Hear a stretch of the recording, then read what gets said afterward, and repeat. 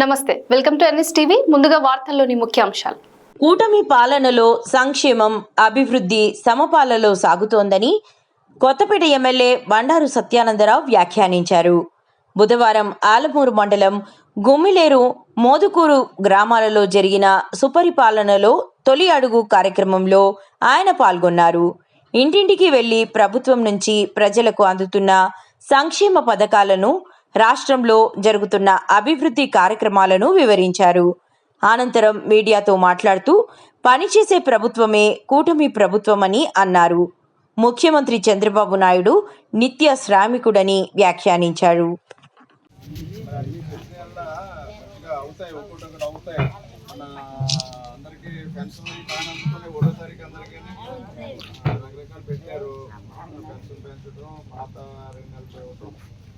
చదువుకున్న పెట్టి కూడా వేసారు.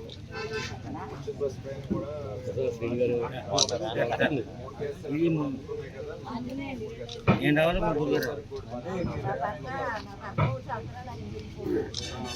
రెండు విషయాలు ఎలా ఉంది పరిపాలన? ఇవాళ అన్ని జరుగుతున్నాయి. మరి రాష్ట్రంలో రైతులు హ్యాపీగా ఉన్నారు. రైతులకి ధాన్యం డబ్బులు గిట్టుబాటు ధర కూడా చక్కగా వచ్చింది. గిట్టుబాటు ధర బాగా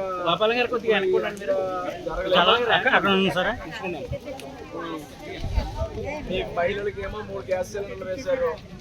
4,000 రూపాయల పెన్షన్ పెద్దవాళ్ళకి అందుతున్నాయి. తల్లికి చదువుకున్న పిల్లలు, మీ పిల్లలు ఉన్నారమ్మా? ఎంతమంది పిల్లలు? ఇప్పుడు ఆల్రెడీ చదువుతున్న వాళ్ళు, ఇంటర్మీడియట్ లోపల చదువుతున్న వాళ్ళు.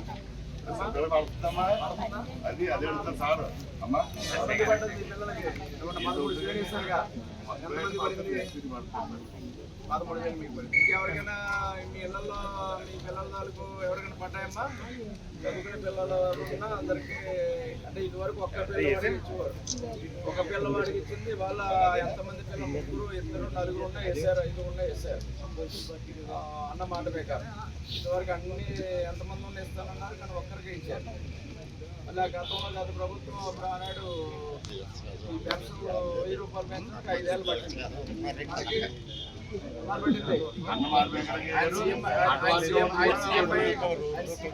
సీఎం అయ్యాక పాత 3 నెలలు కల్పించాడు. పాత 3,000 4,000 రూపాయలు ఒకేసారి వేసాడు. అంటే గవర్నమెంట్ రాకముందు 3 నెలల నుంచి ఇచ్చాడు. ఆయన పదవి ఖచ్చితంగా 1వ తారీఖు వస్తుందా?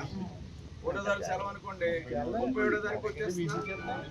నేను లేట్ అయింది ఎప్పుడైనా? ఈ సంవత్సర కాలం 13 నెలలు, 12 నెలలు పూర్తయింది. ఎప్పుడైనా ఒక నెలైనా లేట్ అయిందా? 1వ తారీఖు ఎప్పుడైనా తప్పిందా?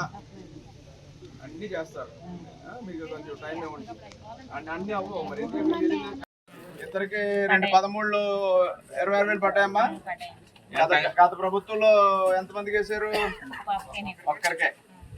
ఈ ప్రభుత్వంలో ఇద్దరే కాదు, 3 ఉన్నా, 4 ఉన్నా, 5 ఉన్నా వేసారు. అంటే అప్పుడు కూడా అందరికి ఇస్తా ఉన్నారు. కానీ ఒక్కరికి ఇచ్చారు. ఈయన ఎంతమంది ఉండే అంతమందికి ఇస్తున్నారు, అందరికి ఇస్తున్నారు. మాట పెన్షన్ 4,000 అయిందా? పెంచుతూ పోతాను. వెంటనే పెంచలేదు, 5,000 పెంచాడు. ఇప్పుడు వెంటనే పెంచి ఈనాడు అమలు అవుతూ ఉన్నాయి. తల్లికి వందనం ఇచ్చారు. ఈ నెలలోనే అన్నదాత కార్యక్రమాలు చేయబోతా ఉన్నారు. వచ్చే నెలలో మహిళలకు ఉచిత బస్సు ప్రయాణం, ఆటో డ్రైవర్లకి వారికి రెమ్యునరేషన్ ఇవ్వబోతా ఉన్నారు. మరి ఈనాడు నిన్న వైసీపీ నేతలు చూస్తూ ఉంటే నాకు హాస్యాస్పదంగా ఉంది. మరి ఒక పక్క బస్సులు ఎక్కి వైసీపీ నేతలు అసత్యాలు, అబద్ధాలతోటి మహిళలకేమో ఉచిత బస్సు ప్రయాణం మొదలు పెట్టబోతా ఉంటే, ఆ బస్సులో ఎక్కి మళ్ళీ అసత్యాలు, అబద్ధాలు ప్రచారం చేస్తూ ఉన్నారంటే వారు వైఖరి ఏంటో మరి ప్రజలు గ్రహించాలని కోరుతా ఉన్నారు.